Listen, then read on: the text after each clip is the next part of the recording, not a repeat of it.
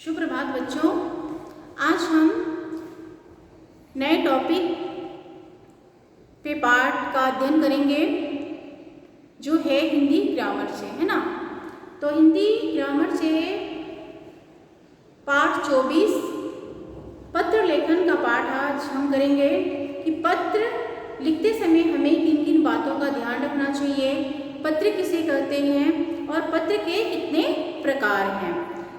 तो पत्र लिखना एक कला है। जिस प्रकार से एक कलाकार, चाहे वो संगीतकार हो, है ना, या कोई चित्रकार हो, या फिर खाना बनाने में कोई होशियार हो, है ना।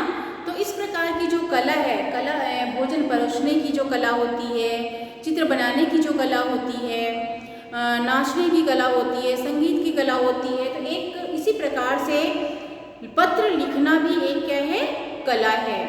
क्योंकि हम अपने पत्र में अपने मन के भावों विचारों को शब्दों का रूप देकर उसको सजाते हैं कि कहाँ पे पूर्ण विराम लिखना है, कहाँ पे क्या है, कौन से शब्दों का प्रयोग करना है, कौन से मुहावरों का प्रयोग करना है, कहाँ किस जगह करना चाहिए। तो ये सब हम जिस तरीके से वो जो तरीका है लिखने का, तो वही क्या है, कला। तो इस प्रकार से पत्र लेखन क्या होता है, एक कला है। और पत्र हम किसे कहेंगे, जिसके द्वारा हम अपने मन के विचारों भावों को लिखकर दूसरों को व्यक्त करते हैं, पहुंचाते हैं, है ना, एक दूसरे तक पहुंचाते हैं, उसे हम क्या कहेंगे, पत्र कहते हैं। और पत्र जो है लिखते समय हमें बहुत सारी बातों का ध्यान देना चाहिए। ये कौन सी बातें हैं आज हम सीखते हैं। चलिए सबसे पहले हम ध्यान देते हैं कि हमें पत्र लिखते समय कौन कौन सी बातों पे ध्यान रखना चाहिए। पहला है, पत्र में संबोधन और अभिवादन का प्रयोग करना चाहिए। जब हम पत्र लिखते हैं तो मान लीजिए हम अपने पिताजी को पत्र लिखते हैं ना, तो हम लिखते हैं पूजनीय पिताजी, इस प्रकार लिखते हैं। तो उनको संबोधन और अभिवादन भी करते हैं, ठीक है। पिताजी से हम संबोधन कर रहे हैं, अभिवादन दे रहे हैं, पूज्यवर, ठीक है। दूसरा है, पत्र वाले का नाम, स्थान और दिनांक स्पष्ट रूप में लिखना चाहिए। आप जिसे पत्र लिख रहे हैं उसका नाम होना चाहिए, जहाँ पे आप पत्र भेज रहे हैं उस जगह का स्थान का नाम होना चाहिए, और जिस तारीख को आप लिख रहे हैं, भेज रहे हैं, उस दिन का दिनांक भी होना स्पष्ट रूप से लिखना चाहिए। तीसरा है, सरल, स्पष्ट, स्वाभाविक तथा प्रभावशाली भाषा का प्रयोग करना चाहिए। जब आप पत्र लिख रहे हैं तो आप पत्र लिखने वाला आपकी भाषा को समझ पाए, है ना। तो और वह भाषा जो है प्रभावशाली भी होना चाहिए, सरल भी होनी चाहिए, स्पष्ट भी होनी चाहिए, स्वाभाविक भी होना चाहिए, है ना। तो इस प्रकार से पत्र लिखते समय हमें सरल, स्पष्ट और प्रभावशाली और स्वाभाविक भाषा का प्रयोग करना चाहिए। चौथा है, विराम चिन्हों का प्रयोग उचित ढंग से करें। जब हम पत्र लिखते हैं तो कहाँ पे हम विराम चिन्ह का उपयोग करें, कहाँ पूर्ण विराम लगेगा, कहाँ अल्प विराम लगेगा, कहाँ प्रश्नवाचक चिन्ह लगेगा, इन सभी चीजों का भी ध्यान रखना पड़ता है। पांचवा है, पत्र में पत्र पाने वाले का नाम, पता स्पष्ट रूप से लिखना चाहिए। जब हम पत्र लिख रहे हैं तो जो व्यक्ति जिस व्यक्ति को हमने पत्र लिखा है उसका नाम, पता स्पष्ट रूप से होना चाहिए, ठीक है। तो इन सभी चीजों का हमें ध्यान रखकर पत्र किसी को हम लिखना चाहिए। अब हम देखेंगे कि पत्र कितने प्रकार के होते हैं। पत्र दो प्रकार के होते हैं, कौन कौन से, औपचारिक पत्र और दूसरा अनौपचारिक पत्र।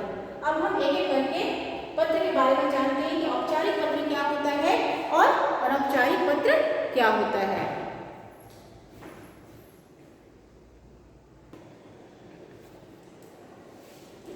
पहला है औपचारिक पत्र। औपचारिक पत्र जो है किसे कहते हैं, प्रार्थना पत्र।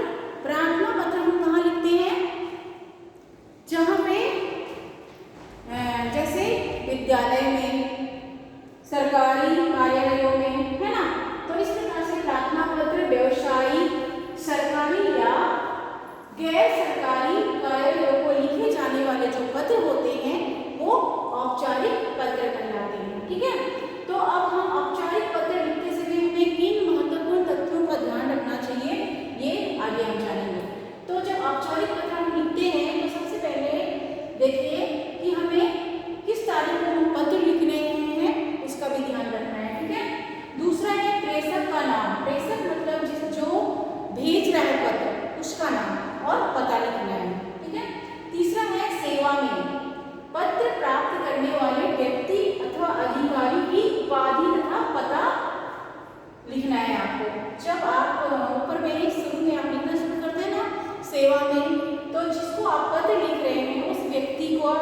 जो उसकी उपाधि है, उसका जो अधिकार मिला है, वो हमें किस नाम से उनको उपाधि देते हुए पत्र लिखना है, इस बात को भी हमें ध्यान रखना होगा। जैसे हम स्कूल में छुट्टी के लिए प्रार्थना पत्र लिखते हैं तो श्रीमान प्रधानाचार्य लिखते हैं ना, तो इस प्रकार से हमें उनकी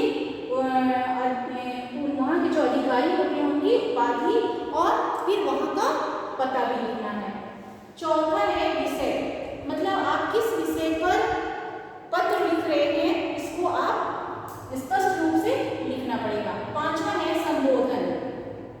जब हम पत्र लिख रहे हैं तो हमें कौन से शब्दों से संबोधन करते हुए पत्र लिखना है, जैसे महोदय, महोदया। महोदय जब हम स्कूल में पत्र लिखते हैं तब वहाँ का जो प्रिंसिपल है वह अगर पुरुष है तो हम महोदय का प्रयोग करते हैं, और अगर स्त्री है तो महोदया लिखते हैं, है ना। तो महोदय, महोदया का शब्द का संबोधन देने वाले शब्द का प्रयोग करना है श्रीमान, महाशय अथवा मान्यवर। ऐसे शब्दों का संबोधन देते हुए संबोधन शब्दों का प्रयोग करना है। छठा है विषय वस्तु। आप किस विषय पर पत्र लिख रहे हैं यह भी आपको लिखना है। सातवां है अंत में आज्ञाकारी शिष्य, आज्ञाकारिणी शिष्य, भवदीय, भवदीय। तो यहाँ पे जब हम अंत में जब हमारा पत्र लिखना हो जाता है तो हम अंत में क्या लिखते हैं, आपका आज्ञाकारी शिष्य। आज्ञाकारी शिष्य जहाँ पे छात्र मतलब जो लड़का है ना, पुरुष जाति का है तो वह आज्ञाकारी शिष्य लिखता है, और अगर स्त्री जाति की है तो वह आज्ञाकारिणी शिष्य से नीचे हम लिखते हैं। और जब वहाँ पे हम कार्यालयों में जब हम पत्र लिखते हैं तो आपका भवदीय सौरभ कुमार ऐसे लिखते हैं ना, तो भवदीय मतलब जैसे आपका कोई अगर पुरुष लिख रहा है तो भवदीय लिखेगा, और कोई स्त्री लिख रही है तो आपका भवदीय, है ना। भवदीय कहने का मतलब कि स्त्री लिख रही है। तो इस प्रकार से हमको अंत में इस प्रकार के शब्दों का ध्यान रखना है। अब हमने जाना कि औपचारिक पत्र, प्रार्थना पत्र व्यवसायिक, सरकारी या गैर सरकारी कार्यालयों में लिखा जाता है, और किस प्रकार के बातों का हमें ध्यान रखना है। अब आगे हम पढ़ेंगे अनौपचारिक पत्र किसे कहते हैं और किस लिखते समय हमें किन बातों का ध्यान रखना चाहिए।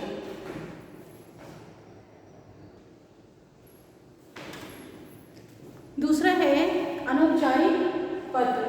अनौपचारिक पत्र क्या होता है, वह पत्र जो हम अपने सगे संबंधियों, मित्रों, भाई बहन, है ना, सगे संबंधियों में क्या कौन आते हैं, सगे भाई बहन, माता पिता और भी जो अपने संबंधी होते हैं, है ना, इनको अपने विचारों, भावनाओं तथा समस्याओं के बारे में परिचित कराते हैं। उसे हम क्या कहेंगे, अनौपचारिक पत्र। औपचारिक पत्र में तो हम प्रार्थना पत्र होता है, सरकारी, व्यवसायिक या गैर सरकारी कार्यालयों में जो पत्र लिखा जाता है उसे औपचारिक पत्र कहते हैं। और अनौपचारिक पत्र में क्या होता है, इसमें हम अपने मित्रों, संबंधियों और माता पिता, सगे संबंधियों को अपने विचारों, भावनाओं तथा समस्याओं को परिचित कराने के लिए हम पत्र लिखते हैं। तो इन अनौपचारिक पत्र को भी लिखते समय, अनौपचारिक पत्र लिखते समय भी हमें किन बातों का ध्यान रखना चाहिए, जैसे हम औपचारिक पत्र लिखते समय हम ध्यान देते हैं, इसी प्रकार से हमें अनौपचारिक पत्र लिखते समय भी हमें निम्न तथ्यों का ध्यान रखना चाहिए। जैसे दिनांक, हम किस तारीख को पत्र लिख रहे हैं वह लिखना चाहिए। पत्र लिखने वाले का पूरा नाम और पता लिखना चाहिए। जैसे आप पत्र लिख रहे हैं तो आप अपना नाम और पता लिखेंगे। संबोधन, जिसको आप पत्र लिख रहे हैं तो अगर बड़े हैं तो हम पूजनीय लिखते हैं, बराबर के हैं तो हम प्रिय लिखते हैं, है ना। चिरंजीवी, जैसे हमसे छोटे हैं उन्हें हम चिरंजीवी या आयुष्मान, इस प्रकार के शब्दों का प्रयोग करते हैं। प्रिय मित्र, अपने जो मित्र हैं उनको हम प्रिय लगाकर संबोधन शब्दों से पत्र लिखते हैं।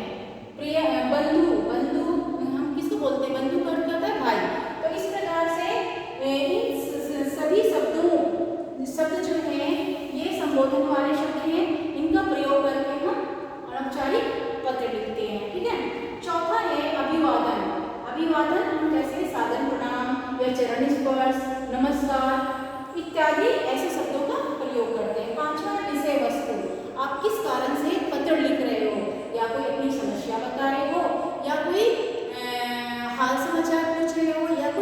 देना चाहते हो, है ना, तो वो विषय वस्तु स्पष्ट रूप से लिखना चाहिए ताकि पढ़ने वाला को भी समझ में अच्छी तरह से आनी चाहिए। छठा है, अंत में आपका आज्ञाकारी पुत्र पुत्री तुम्हारा भाई मित्र। तो जब हम पत्र लिखना हो जाता है तो हम अंत में क्या लिखते हैं? अगर पिता के पास लिखते हैं तो आपका पुत्र या पुत्री लिखते हैं, भाई के पास लिखते हैं तो तुम्हारी बहन या तुम्हारा भाई लिखते हैं, मित्र के पास लिखते हैं तो तुम्हारा मित्र, ऐसे लिखते हैं। और हम जिसको पत्र भेज रहे हैं ना, तो पत्र पाने वाले का भी पूरा नाम और पता लिखना जरूरी होता है। तो इस प्रकार से हम पत्र लिखते समय बहुत सारी बातों का ध्यान रखकर हमें पत्र लिखना चाहिए। पत्र बिल्कुल स्पष्ट, है ना, और सरल भाषा में लिखना चाहिए। और हमें पत्र लिखते समय पत्र में उनके स्थान और अपना जो स्थान है उसका पता जो है वह सरल भाषा में और साफ सुथरा स्पष्ट दिखाई पड़ना चाहिए। इस प्रकार से हमें पत्र लिखते समय ध्यान देना चाहिए। तो बच्चों, ये है आज हमने पढ़ा पत्र लेखन, और इसमें 2 पत्र मैंने आपको पहले करवा दिया है, चूँकि हम ये पहले पढ़ चुके थे।